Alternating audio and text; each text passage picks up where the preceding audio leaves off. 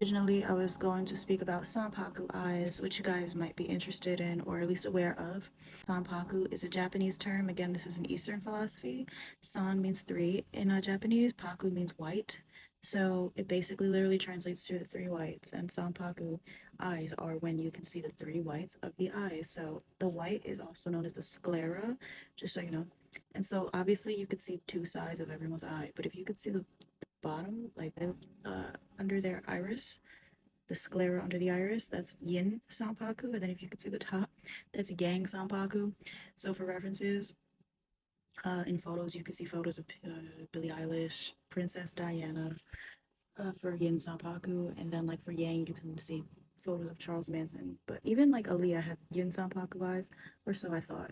Because all of these people have eyes that reveal three whites of their sclera in photos. But if you look at like interviews, um, of those people, or if you look at them in movies or music videos, you don't see that. So that's what threw me off, and that's what kind of led me to steer off of my script and just do this like I'm learning with you sort of a vibe.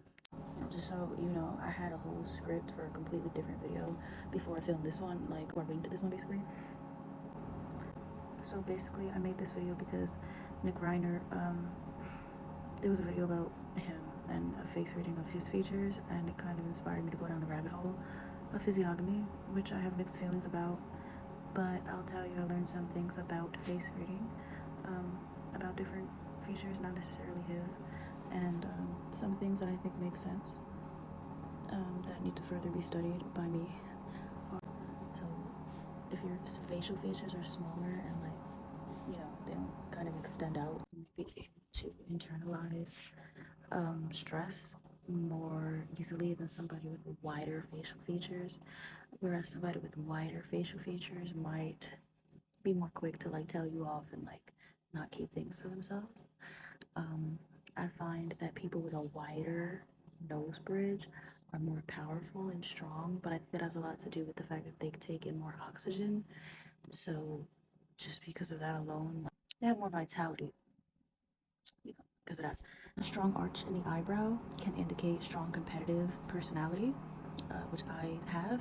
And, so like, what about you guys? Like, you guys tell me your thoughts. I'm learning with you guys. What else? A person with thinner lips is not going to trust others as easily as somebody with thicker lips. They are kind of more likely to keep things to themselves, resulting in their lips being more thin. And I know this sounds ridiculous, and it probably is a little ridiculous, but this is something that like Eastern philosophies speak about, and I'm sure that it's not entirely truth, but I think there's a little bit of truth in every in the idea. So I don't want to throw the baby out with the bathwater. So like, what do you guys think? Let me know. I'm just trying to figure this out, because there's a rabbit hole. There's a whole rabbit hole about physiognomy, face reading. So like, do you guys think that the face can tell you about somebody's personality?